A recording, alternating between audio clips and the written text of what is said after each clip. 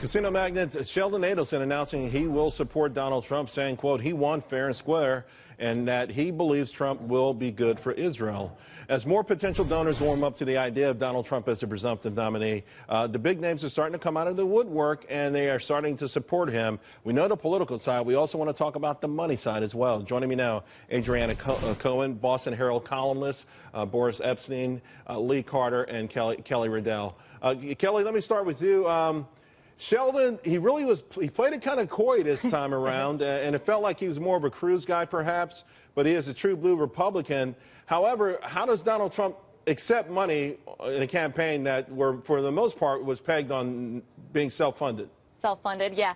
Well, he said this week that he's willing to accept funds. Now, what he's done is he's opened up a joint account with the RNC, a joint fundraising account. We don't really know the details of whether that money will be split 50-50 with money going both to the Trump campaign and then also being used to fund some senatorial and House races. But he knows that he's going to need at least $1 billion to run a competitive race against Hillary Clinton. He's already about 6 months behind her in terms of fundraising. So he needs to ramp these efforts up, and it's great news about Sheldon coming on. Herald, an oil baron in Oklahoma, is also kind of endorsed Trump, and he can write big checks. So we'll see what he can do. Although I'm pretty sure we wish he got the Herald endorsement before the divorce and before oil went from 110 to 40. But that's a different story, okay? You can get moral support too, okay? Adriana, do you see anything here where I know loyal Donald Trump fans don't care, but where some people may say, hey, we thought you were going to be self-funded throughout the whole process?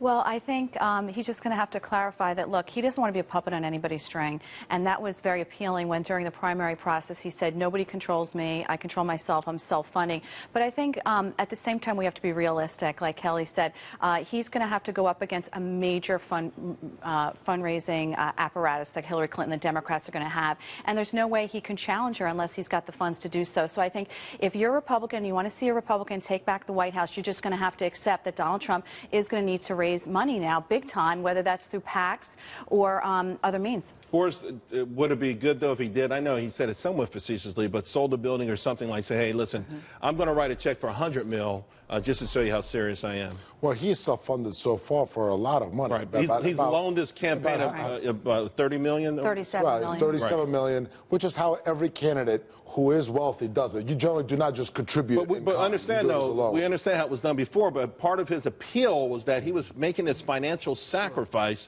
but he's going to get a lot of money back by lending it to his campaign. And now, of course, some guys like Sheldon Adelson writing checks. I mean, listen, this is the way anyone does it, but do you think it hurts him at all? It would have been a sacrifice if he didn't win. So when he started out, he was putting all that money out there. You could only get your loan back if you win. Now he has won, and for the primary, now hopefully, from our perspective, we'll win in the general. So, but something important to remember. Throughout the primary process, he said, I'm not taking outside money during the primaries. I likely will, or I will consider it for the general. So this is not a flip-flop. He's staying steady at what he put out there. I had not heard that part, but I'm being educated here. $1 billion is going to be enough, you think? The last time around, both parties spent over $1 billion. That's right. $1 billion. I think this is going to be so hard for the American people to get their arms around. I mean, it is. And I guarantee you that Donald Trump is going to come up with a story here that is going to be something that's totally different than we've heard before. And we were talking before about is he just going to be able to skim over this and just keep going and acting like it's not going to happen? I don't think he can. I think he's going to have to come up with a story on why he's fundraising, how he's going to do it, and I guarantee you he's going to talk about doing it differently. What about the notion that he's helping out Republicans? Go ahead, Kelly. Part of the story is that he needs to help other GOP people in the race that are running for Senate and for the House. He's got to fundraise for the party, and that's part of his responsibilities as being the presumptive nominee. So I think that the RNC was going to need him to do that, regardless of whether or not his own campaign took that money. And it brings in those large donors into the fold of the Republican Party. They donate. That's how they feel included. So it's a good thing from that perspective as well. Are anyone uncomfortable? I never heard this joint account thing before. Really? They're both doing it. Hillary's done it, and they raise money. Who decides how the money is divvied up? It's a joint decision. That is between the campaign and RNC. And then don't forget the super PAC position in there, two potential. I just have to say, from the perspective of the voters, this election has been so illuminating. Guys, let's leave it there.